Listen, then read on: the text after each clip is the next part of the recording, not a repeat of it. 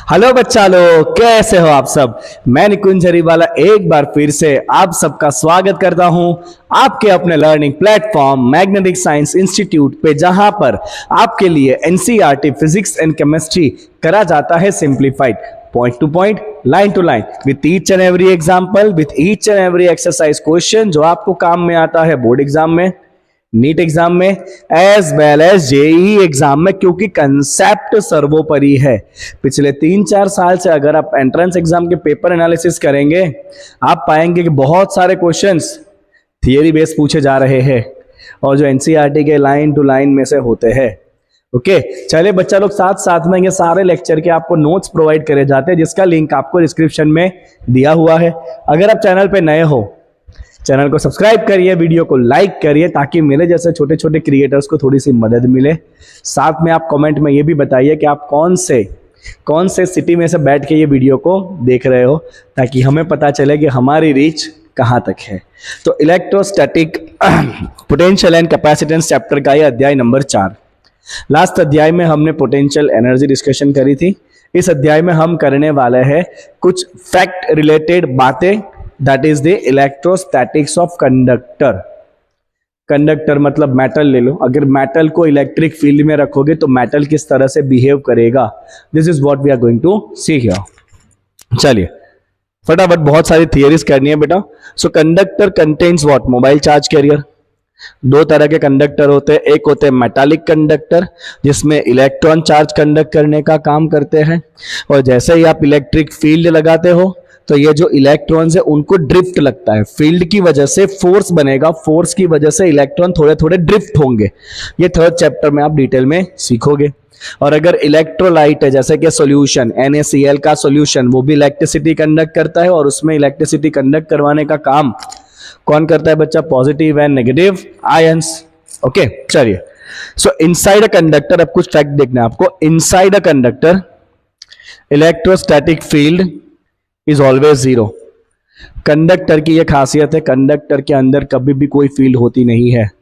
मैं सिंपली आपको इसका ना रीजन समझा देता हूं। ये मक्खी पिक्चर में से मक्खी भेजी क्या SS राजामौली ने, परेशान कर रही है मुझे। सी अगर मान लीजिए एक मेटल का स्फीयर है, ठीक है बच्चा, इसमें बहुत सारे सॉरी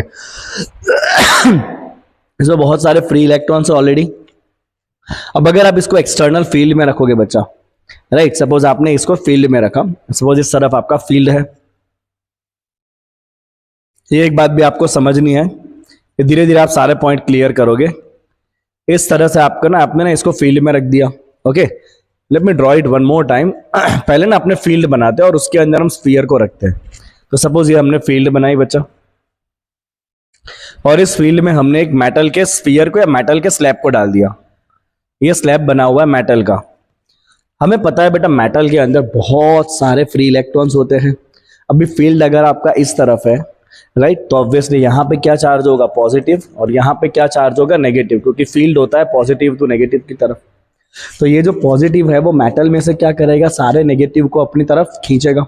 तो मेटल में जो सारा नेगेटिव था वो इस तरफ आ जाएगा, एंड ऑब्वियसली सारा पॉजिटिव अपोजिट फेस पे चला जाएगा। मतलब मेटल के अंदर चार्ज का डिस्ट्रीब्यूशन हुआ। तो बच्चा मेटल के अंदर खुद का फील्ड डेवलप होने वाला है, from which direction? Plus to minus. तो ये मेटल के अंदर फील्ड डेवलप हुआ प्लस टू माइनस की तरफ, और ये एक्सटर्नल फील्ड है जो इस तरफ जा रहा है, राइट। ओके, तो ये फील्ड जो होगा ना वो ऑब्वियसली क्या करेगा बेटा? ये एक्सटर्नल फील्ड को कैंसल कर देगा। तो मेटल के अंदर ये जो फील्ड बनी ना, चार्ज के सेपरेट होने से मेटल के अंदर जो फील्ड बनी, वो फील्ड ये बाहर के फील्ड को कैंसल कर देगा, और इसीलिए मेटल के अंदर के रीजन में कभी भी कोई इलेक्ट्रिक फील्ड होता नहीं है। मेटल के अंदर there is no electric field. ये मेटल की एक खासियत है, क्योंकि जैसे ही आप फील्ड में मेटल को रखते हो, ठीक है बच्चा, राइट, तो वो मेटल के अंदर भी अपना एक फील्ड बनेगा जो एक्सटर्नल फील्ड को काट देगा। तो ये एक खास बात है, मेटल के अंदर फील्ड क्या होता है बच्चा? जीरो होता है। सेकेंड पॉइंट देखते हैं। Okay, at the surface of the charge conductor field must be normal at the every point on the surface, right. तो सरफेस के ऊपर फील्ड कैसा होता है बेटा? सरफेस के ऊपर फील्ड होता है normal to the surface. Surface के ऊपर फील्ड होता है normal to the surface, right. अगर ऐसा नहीं हुआ तो क्या होगा? जस्ट फॉर द एग्जांपल मान लेते हैं बच्चा कि ये मेटल का सरफेस है और अगर फील्ड नॉर्मल नहीं है, फील्ड अगर आपका इस ऐसे है, ये मेटल का सरफेस लिया मैंने बच्चा, और अगर फील्ड ऐसे है, नॉर्मल नहीं है, तो फिर इस फील्ड के दो कंपोनेंट पड़ेंगे, एक ये नॉर्मल वाला कंपोनेंट और एक ये पैरेलल वाला कंपोनेंट, है ना। दो कंपोनेंट बनेंगे ना। तो होगा क्या, अगर ये पैरेलल कंपोनेंट होगा ना, तो ये सरफेस के ऊपर जो जो चार्जेस होंगे ना, वो सारे चार्जेस को ये पैरेलल कंपोनेंट फोर्स लगाएगा और मेटल के सरफेस के चार्जेस ये पैरेलल कंपोनेंट की वजह से मूव कर जाएंगे। मतलब सरफेस के ऊपर चार्जेस मूव करने लगेंगे, ऐसा कुछ होता नहीं है। तो अगर कोई भी कंपोनेंट फील्ड का सरफेस के ऊपर हुआ ना, तो सरफेस के चार्जेस सरफेस पे ही मूव करने लगेंगे, मतलब करंट बन जाएगा अपने आप। ऐसा कुछ होता नहीं है। See this point, if field is not normal it would have some non zero component along the surface, ये वाला कंपोनेंट।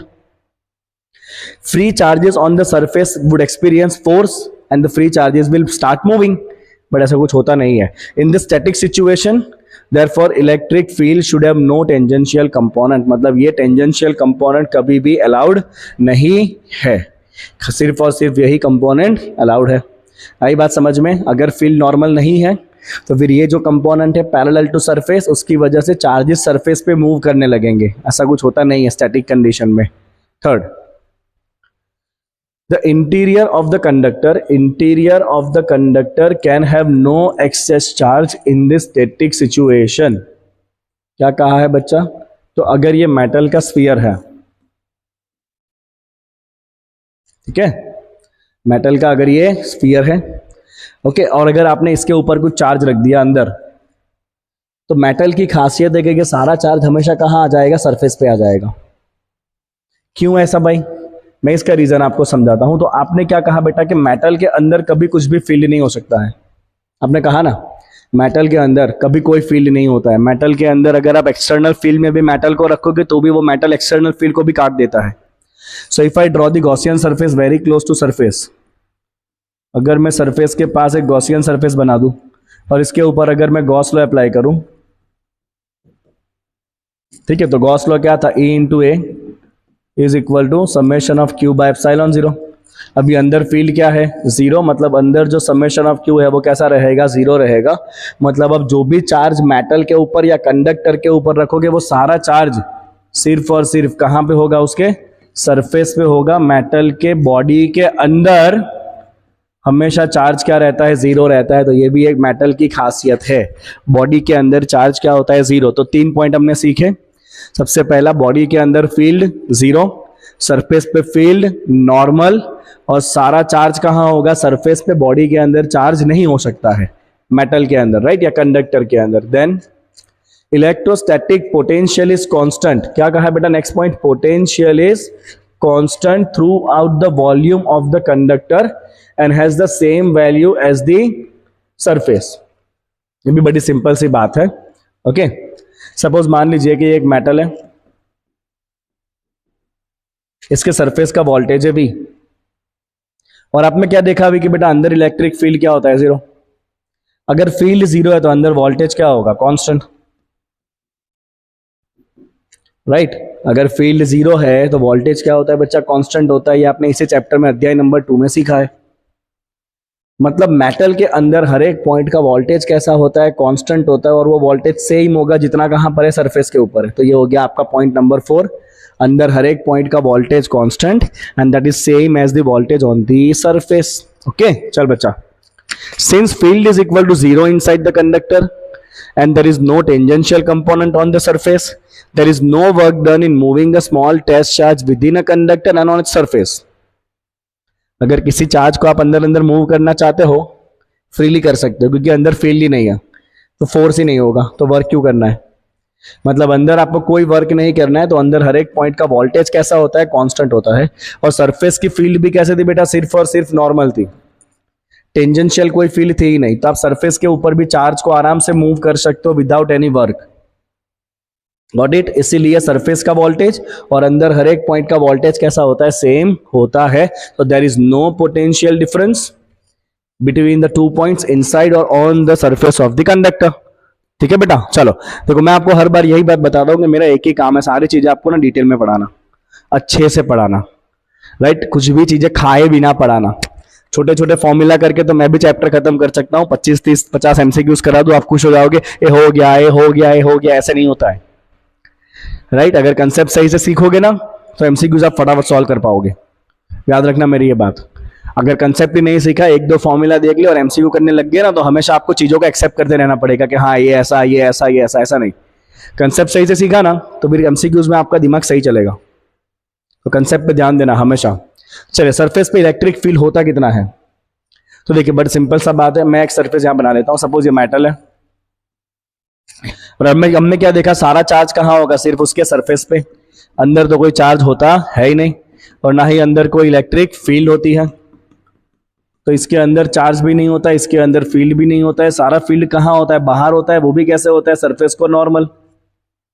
ठीक है, तो अगर यहां पर हम एक गॉसियन सरफेस बनाते हैं इस तरह से, ओके, तो ये गॉसियस सरफेस कितना चार्ज यहां पे बाउंड करेगा, सपोज ये एरिया है आपका ए, तो यहां जो चार्ज बाउंड होगा ना सरफेस के ऊपर बेटा, ये वाला कितना चार्ज बाउंड होगा, तो सपोज चार्ज डेंसिटी है सिग्मा, तो चार्ज कितना बाउंड होगा, sigma into A, you know first chapter, sigma surface charge density, charge per unit area, right. तो ये ए एरिया में कितना चार्ज बाउंड होने वाला है बच्चा, सिग्मा इंटू ए, राइट। चलो गॉस लॉ अप्लाई करेंगे। अभी अंदर की तरफ तो कोई फील्ड जा ही नहीं रहा है, सारा फील्ड कहां जा रहा है, सिर्फ बाहर जा रहा है, मतलब सारा फ्लक्स खाली इधर से निकल रहा है बाहर, इस सरफेस में से कोई फील्ड नहीं आ रहा है, तो इधर कोई फ्लक्स है ही नहीं, यहां पे फ्लक्स क्या है, जीरो है, सारा फ्लक्स ऊपर से बाहर जा रहा है, तो सिंपली गॉस लॉ यूज करेंगे। गॉस लॉ क्या कहता है, E इंटू ए, ये फील्ड और ये area, that is equal to summation of Q by epsilon zero, E into a equal to q by epsilon zero, E into a, चलो q कितना bound हुआ है, sigma into a by epsilon zero, a cancel, तो field would be equal to sigma by epsilon zero, और ये field किस तरफ होगा, सरफेस को नॉर्मल, तो यहां पे लगा देंगे बच्चा एन कैप, क्या लगा दिया हमने यहाँ पे, एन कैप लगा दिया। तो इतना होता है value of the electric field, you get this, right. तो मेटल के सरफेस पे इलेक्ट्रिक फील्ड का वैल्यू कितना होता है, सिग्मा बाय एप्सिलॉन जीरो, अंदर फील्ड जीरो, बाहर सिग्मा बाय एप्सिलॉन जीरो, अंदर वोल्टेज कांस्टेंट एंड सरफेस का फील्ड नॉर्मल। आगे इलेक्ट्रोस्टैटिक शील्डिंग, ये एक पॉइंट समझ लीजिए, शील्डिंग क्या है, राइट। तो अगर आपने मेटल के अंदर कुछ कैविटी बनाया, तो वो कैविटी भी हमेशा इलेक्ट्रिक फील्ड से फ्री रहता है, कैविटी के अंदर भी कभी कोई इलेक्ट्रिक फील्ड होता नहीं है, right. See this, so what ever be the charge and the field configuration outside, outside कुछ भी चार्ज रखो या आउटसाइड कुछ भी इलेक्ट्रिक फील्ड कॉन्फिगरेशन रखो, any cavity in a conductor always remain shielded from outside electronic influence. Any cavity of the metal, metal में बना हुआ कोई भी कैविटी बाहर के इलेक्ट्रिक चार्जेस या बाहर के फील्ड से हमेशा कैसा रहता है, फ्री रहता है, ओके। और इस इफेक्ट को कहा जाता है इलेक्ट्रोस्टैटिक शील्डिंग। तो अब यहां पे देखेंगे, सारी चीजें समराइज करी हुई है, ध्यान से देखना बच्चा, देखिए। सो यहां पे बहुत ध्यान से इस फिगर को देखना, कोई नहीं समझाएगा आपको। यहां पे एक्सटर्नल फील्ड है जो अंदर की तरफ आ रहा है, मतलब यहां पे चार्ज कैसा होगा, नेगेटिव, क्योंकि नेगेटिव चार्ज कोई फील्ड कहां होता है, अंदर की तरफ होता है, मतलब सरफेस चार्ज डेंसिटी कैसा हो गया, less than zero, negative field है, राइट। यहां देखिए फील्ड बाहर की तरफ जा रहा है, मतलब इधर क्या चार्ज होगा, positive, surface charge density positive. यहां भी फील्ड कहां जा रहा है, बाहर की तरफ, positive charge, surface charge density positive. यहां फील्ड कहां आ रहा है, अंदर की तरफ आ रहा है, एक्सटर्नल फील्ड, राइट। तो ये कौन सा चार्ज इंड्यूस करेगा यहाँ पे, नेगेटिव, ओके। तो ये जो आपका एक्सटर्नल फील्ड था फ्रॉम प्लस टू माइनस, उसको अंदर या वहां पे फील्ड बनेगा ना, प्लस टू माइनस इस तरफ, इधर सारा क्या चार्ज बना है, नेगेटिव, और ये फेस क्या बना है, पॉजिटिव, तो अंदर भी एक फील्ड बनेगा फ्रॉम प्लस टू माइनस, और वो फील्ड क्या करेगा, इस एक्सटर्नल फील्ड को काट देगा। तो आप देखिए फिगर में अंदर नेट फील्ड क्या दिया है बच्चा आपको, जीरो दिया है, तो सरफेस चार्ज डेंसिटी भी क्या होता है, जीरो, और अंदर भी हर एक पॉइंट का वोल्टेज क्या होता है, constant, and that is same as a voltage on surface. ये सारे पॉइंट्स आपके एक साथ में इस फिगर के अंदर कवर हो चुके हैं, राइट। अंदर फील्ड जीरो, बाहर फील्ड सरफेस को नॉर्मल, और कैविटी भी कैसा रहेगा, फील्ड से फ्री रहेगा। Okay, you can see all these points. अंदर फील्ड जीरो, अंदर चार्ज डेंसिटी जीरो, सरफेस का field normal as you can see here, right. Surface का वोल्टेज वीओ, तो अंदर भी वोल्टेज क्या होगा वीओ, और कैविटी का फील्ड जीरो, तो कैविटी के अंदर चार्ज डेंसिटी क्या रहता है, जीरो रहता है, राइट। इसका रीजन अगर मैं समझाऊं ना, तो ये माइनस चार्ज यहाँ पे क्या इंड्यूस करेगा, प्लस, और ये प्लस यहाँ पे क्या इंड्यूस करेगा, माइनस, राइट। मतलब इधर एक फील्ड बनेगा फ्रॉम प्लस टू माइनस, और इधर भी एक फील्ड बनेगा फ्रॉम प्लस टू माइनस। ये बाहर वाले का प्लस टू माइनस, ये अंदर वाले का plus to minus, and the fields are going to cancel, तो नेट फील्ड क्या रहता है, जीरो ही रहता है।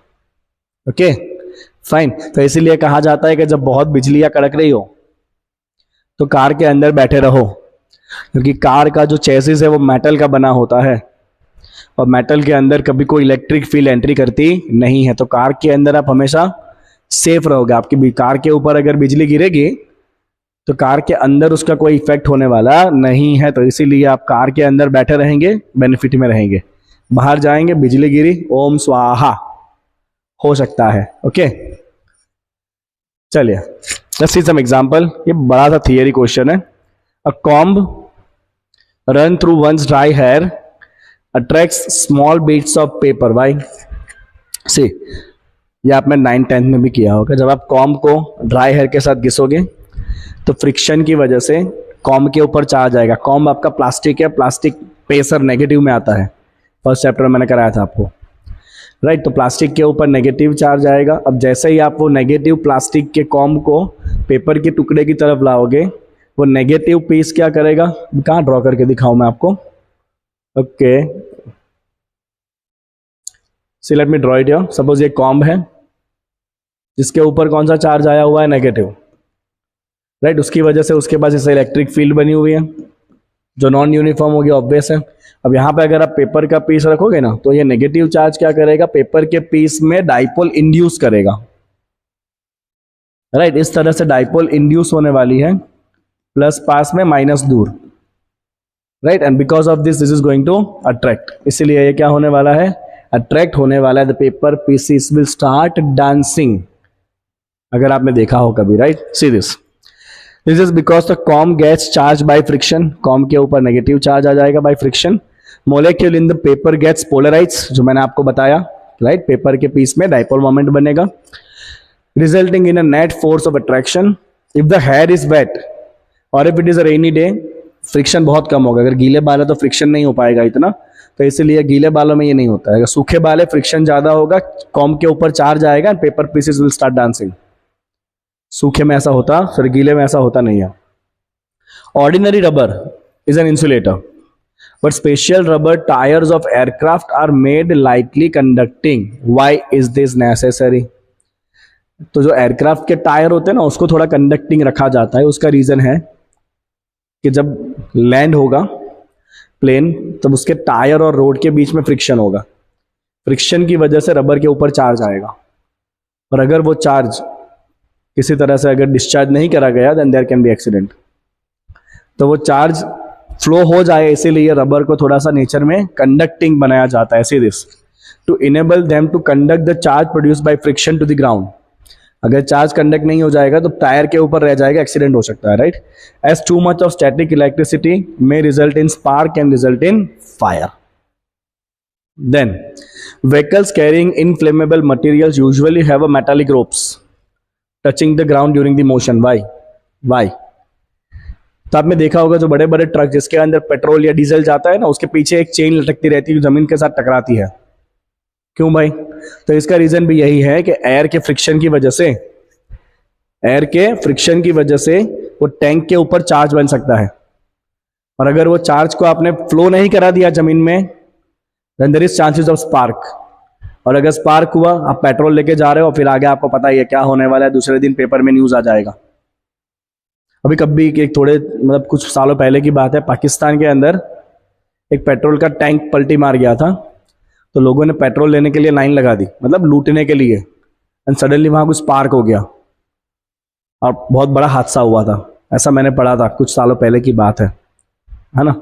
ध्यान रखना, ऐसे कभी चोरी वोरी लूट वूट करने जाना मत, कुछ गिर गया हो तो। यहाँ तो इंडिया में तो दारू के जो टैंकर होते हैं ना, वो बहुत पलटी मारते हैं, मजा आ जाता है लोगों को।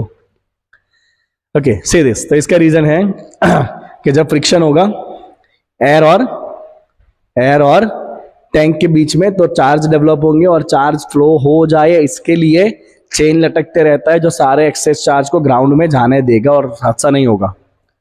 Last one, a bird perches on a bare high line and nothing happen to the bird.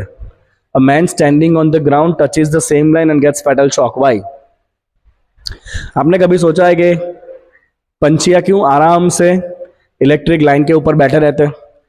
तो इस तरह से लाइन होती है ना, पंछी आराम से इलेक्ट्रिक लाइन के ऊपर बैठा होता है, उसको कुछ नहीं होता है। पर अगर हमने गलती से वायर पकड़ लिया तो झटके लगते हैं। तो देखो सिंपल सी बात है, झटका आपको तब लगेगा जब आपके बॉडी में से करंट पास होगा। करंट तभी पास होता है जब कुछ वोल्टेज का डिफरेंस हो। अब पंछी जो वायर के ऊपर बैठा है ना, तो अभी आपने क्या देखा? अभी आपने ऐसा देखा कि मेटल के ऊपर, पूरे सरफेस के ऊपर वोल्टेज कैसा होता है? कांस्टेंट होता है। मतलब पंछी के दोनों पैर का वोल्टेज कैसा है? सेम है। जहां पे पंछी है ना, उसके दोनों पॉइंट के ऊपर वायर का वोल्टेज सेम है। अगर वोल्टेज सेम है, इसका मतलब पंछी के बॉडी में से कोई करंट ही नहीं जाने वाला है।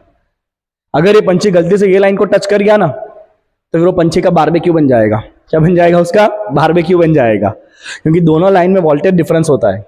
और जैसे ही वोल्टेज डिफरेंस आया, इसके बॉडी में से करंट फ्लो होगा गया। हम भी अगर लाइन को टच करेंगे ना, तो लाइन हाई वोल्टेज पे है, हमारा दूसरा पैर जो है वो ग्राउंड पे है, तो वोल्टेज का डिफरेंस हो गया ना, तो करंट बॉडी में से फ्लो हो जाएगा। यू विल गेट अ झटका। आई बात समझ में? तो झटका तब लगता है जब करंट पास होता है। करंट तब पास होता है जब वोल्टेज का डिफरेंस हो। पंछी बड़े होशियार है भाई, उनको पता है। अभी चमगादड़ के साथ ऐसा होता है, बेचारे चमगादड़ ना नींद में ऐसे सो जाते हैं और गलती से एक पैर छूट गया, दूसरे पे लग गया, सुबह उठेंगे ही नहीं, बारबेक्यू सीधा। होता है भाई, होता है पंछियों के साथ ऐसा। आई बात आपको समझ में? तो ये पूरा बेटा थियरी क्वेश्चन था। Okay, and I hope it is very much clear to everyone. चलिए अब आ जाएंगे डाइलेक्ट्रिक एंड पोलराइजेशन। अभी तक आपने बात करी मेटल की, metal is a conductor. Now what about insulator? तो बच्चा इंसुलेटर को कहा जाता है डाइलेक्ट्रिक। क्या कहते हैं हम इंसुलेटर को? हम इंसुलेटर को कहते हैं बच्चा डाई इलेक्ट्रिक। तो अब हमें देखना है डाई इलेक्ट्रिक और उसका पोलराइजेशन। आगे आपने देखा ना कि पेपर के टुकड़ों का पोलराइजेशन होगा, तो वही आपको समझना है। सबसे पहले, when conductor is placed in field, जब आप कंडक्टर को फील्ड में रखोगे, हमने अभी अभी देखा है राइट। तो ये अगर आपका कंडक्टर है राइट, आपने अगर इसको फील्ड में रखा, इस तरह से ये फील्ड है राइट। तो कंडक्टर में बहुत सारे फ्री इलेक्ट्रॉन्स हैं, तो सारे फ्री इलेक्ट्रॉन्स इलेक्ट्रिक फील्ड लगते ही कहां जाएंगे? फील्ड के अपोजिट चले जाएंगे। और जो सारे पॉजिटिव है वो फील्ड की डायरेक्शन में इस सरफेस के ऊपर आ जाएंगे। और कंडक्टर के अंदर अपना भी एक फील्ड बनेगा, a internal from plus to minus. और ये जो एक्सटर्नल फील्ड है येलो वाला, उसको क्या करेगा? वो कैंसल कर देगा राइट। तो इसीलिए कंडक्टर के अंदर कभी कोई फील्ड होता नहीं है। ये सारे लाइन को मैंने उड़ा दिया राइट। तो कंडक्टर के अंदर इंटरनल एक्सटर्नल फील्ड सेम हो जाता है, तो इसीलिए नेट फील्ड क्या होता है? जीरो होता है। ये एक्सटर्नल एंड इंटरनल दोनों क्या होते हैं? सेम होते हैं। तो कंडक्टर के अंदर नेट फील्ड क्या होता है? जीरो। तो इसीलिए फील्ड सरफेस के ऊपर ऐसे आ जाता है normally, perpendicular to the surface like this, और फिर दूसरे एंड से बाहर निकल जाता है। अंदर कोई फील्ड होता नहीं है। ये पॉजिटिव इधर से फील्ड को बाहर निकाल लेगा, नेगेटिव इधर ले लेगा। अंदर फील्ड क्या रहता है? जीरो रहता है। It is the case of metal. Inside the net field is always equal to zero. Net field is always equal to zero. But what happens when you put dielectric in the external field? अब क्या होगा अगर आपने dielectric रखा? Again ये uniform field आ गया, इसके अंदर हमने रखा dielectric. Let's say the slab of mica और स्लैब ऑफ ग्लास। ठीक है बच्चा, तो ये है डाइलेक्ट्रिक इंसुलेटर है। हाँ, ये दिस इज डाइलेक्ट्रिक और इंसुलेटर। अब इसको अगर आप फील्ड में रख रहे हो तो क्या होगा देखते हैं फटाफट। ठीक है, तो देखिए होगा क्या, इस मेटल के डाइलेक्ट्रिक के अंदर जो फील्ड बना है उसकी वजह से इसके अंदर जो भी मॉलिक्यूल्स है वो मॉलिक्यूल को फोर्स लगेगा और वो मॉलिक्यूल फील्ड के पैरेलल अरेंज होने की ट्राई करेंगे। सपोज एक मॉलिक्यूल ऐसे है, अब जैसे ही फील्ड आएगा ये मॉलिक्यूल सीधा अरेंज हो जाएगा इस तरह से। तो ऐसे बहुत सारे मॉलिक्यूल्स होंगे, राइट। उसकी वजह से ओवरऑल एक तरफ कौन सा चार्ज डेवलप होगा, पॉजिटिव, और एक तरफ क्या चार्ज डेवलप होगा, नेगेटिव। बट क्योंकि ये डाई इलेक्ट्रिक है, क्योंकि ये नॉन कंडक्टर है, तो इसमें इतना ज़्यादा चार्ज डिस्ट्रीब्यूशन नहीं बनता है जितना मेटल में बनता है। मेटल में तो तब तक चार्ज अलग होता रहेगा जब तक अंदर की फील्ड जीरो ना हो जाए।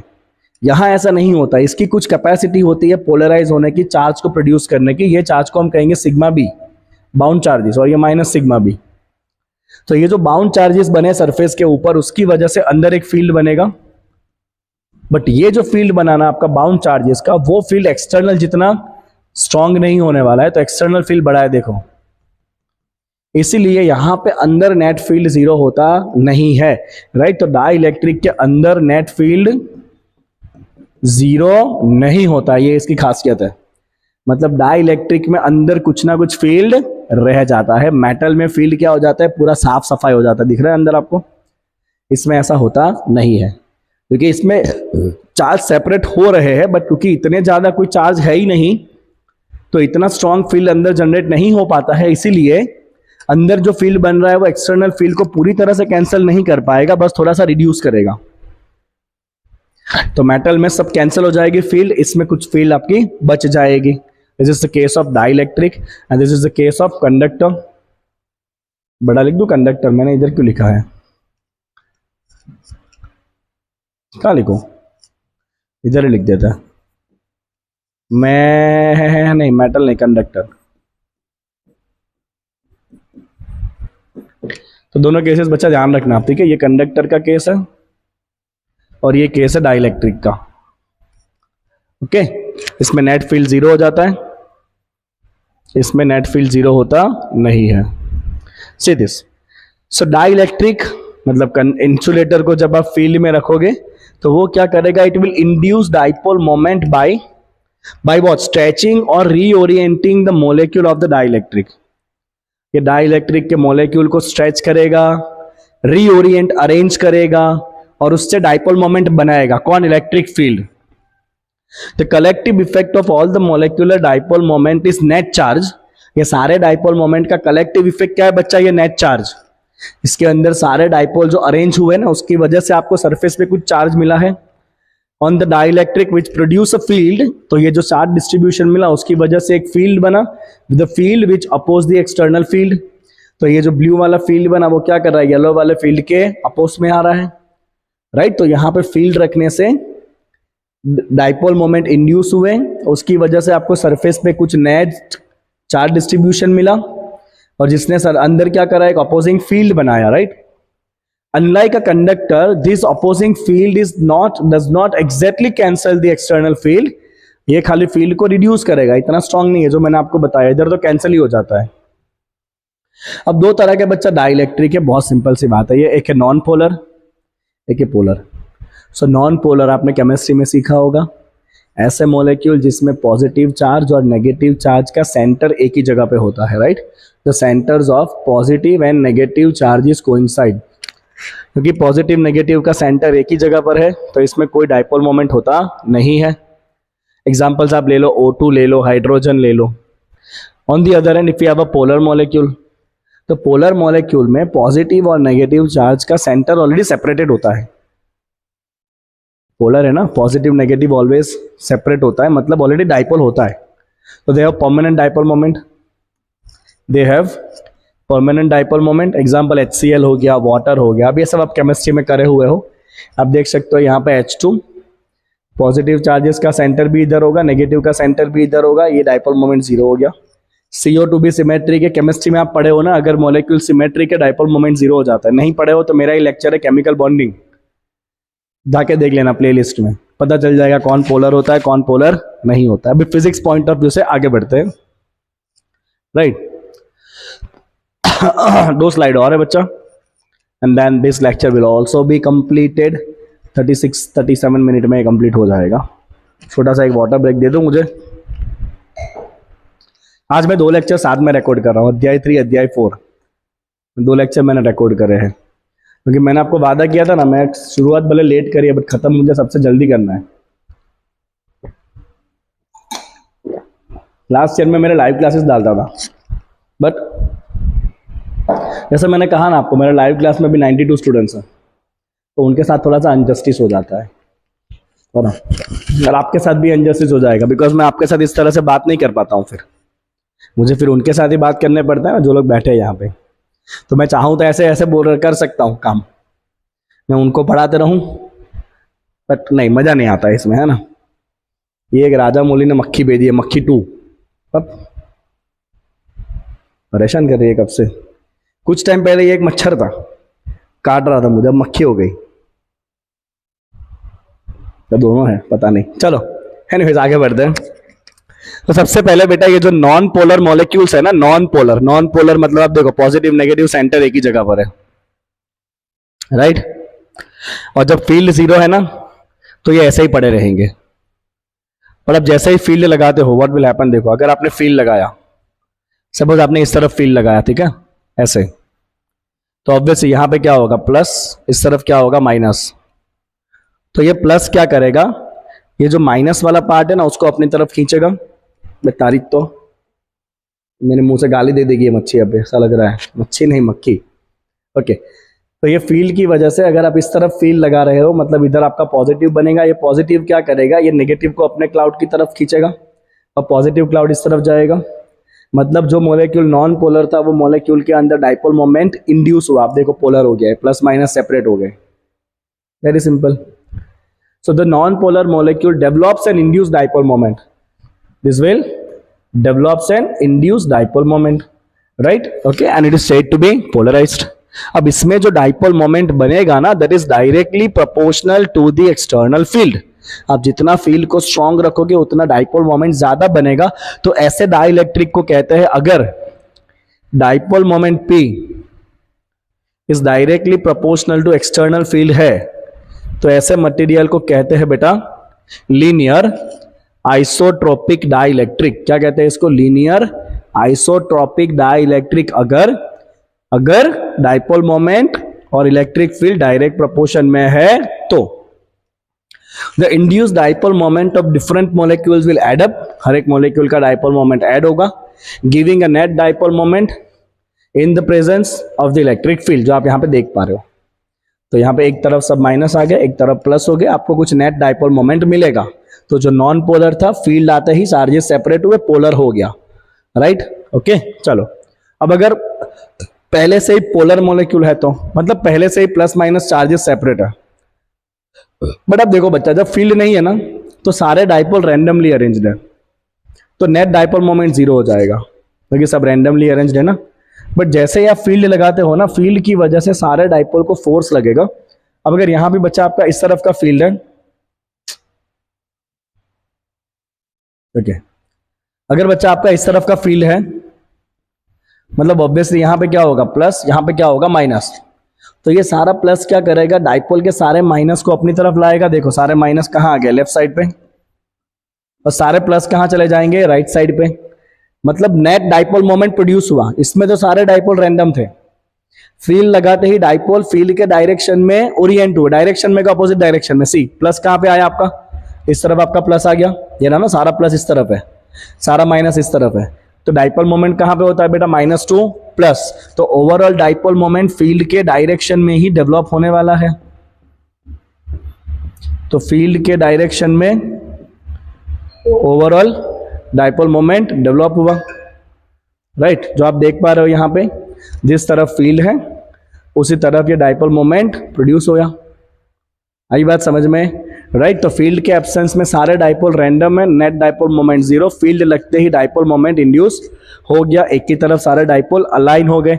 आगे वाले में तो डाइपोल ही नहीं था, इसमें तो सेंटर सेपरेट हुए डाइपोल बना, इसमें डाइपोल है पहले से पर रैंडम है। फील्ड लगाते ही एक डायरेक्शन में आ गया तो डाइपोल मोमेंट जनरेट हुआ। फटाफट पढ़ो तो, in the absence of field different dipoles are oriented randomly due to thermal energy or agitation and the total dipole moment is 0. So in the absence of field, dipole moment is 0. But when you apply the field, individual dipole moment tend to aligned with the field. When summed overall the molecule, there is then a net dipole moment. So when an external field is applied, there is a net dipole moment in the direction of field. That means the dielectric is polarized. The extent of polarization depends on strength of two mutually opposite factor, एक dipole potential energy जो उसको align करने वाले हैं, और दूसरा उसका thermal energy जो उसको रैंडम कर रहा है, राइट। तो दो एनर्जी है, एक पोटेंशियल एनर्जी फील्ड की वजह से जो डाइपोल को अलाइन करने की ट्राई कर रहा है, और दूसरा थर्मल एनर्जी जो उसको वापस रैंडम करने की ट्राई कर रहा है। तो ये दो फैक्टर का कॉम्पिटिशन डिसाइड करेगा डाइपोल कितना पोलराइज हो सकता है। Okay, as simple as that. चलिए, अब यहां पे एक टर्म आता है जो डाइपोल मोमेंट प्रोड्यूस हुआ यूनिट वॉल्यूम में, उसे कहा जाता है पोलराइजेशन P। सो पोलराइजेशन होता है बच्चा डाइपोल मोमेंट पर यूनिट वॉल्यूम। क्या होता है? डाइपोल मोमेंट पर यूनिट वॉल्यूम। इसका यूनिट क्या बनेगा बच्चा? पोलराइजेशन P इक्वल टू, दिख रहा है आपको कलर? हाँ, बहुत बढ़िया दिख रहा है। पोलराइजेशन का यूनिट है बच्चा डाइपोल मोमेंट प्रोड्यूस्ड पर यूनिट वॉल्यूम। डाइपोल मोमेंट क्या होता है बच्चा? कूलम इंटू मीटर, वॉल्यूम क्या होता है? Metre cube. तो इसका यूनिट बनेगा coulomb per metre square. Dimension बनेगा m0 L-2 T0। चार्ज है तो Q1 लिख सकते हो, या अगर आप A1 T1 लिखो तो आपकी मर्जी।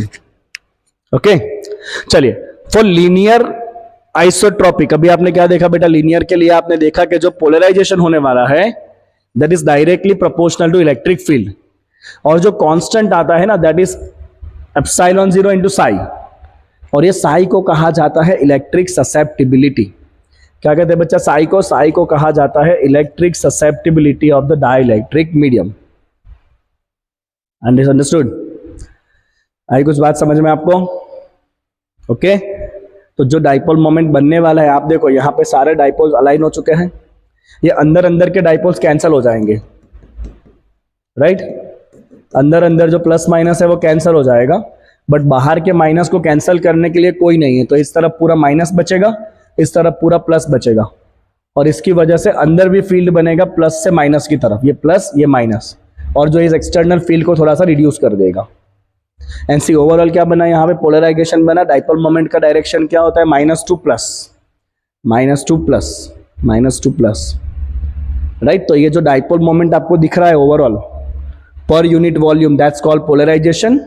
और ये पोलराइजेशन डायरेक्टली प्रोपोर्शनल होता है एक्सटर्नल फील्ड के, और फॉर्मूला है P equal to epsilon 0 into psi into external field E।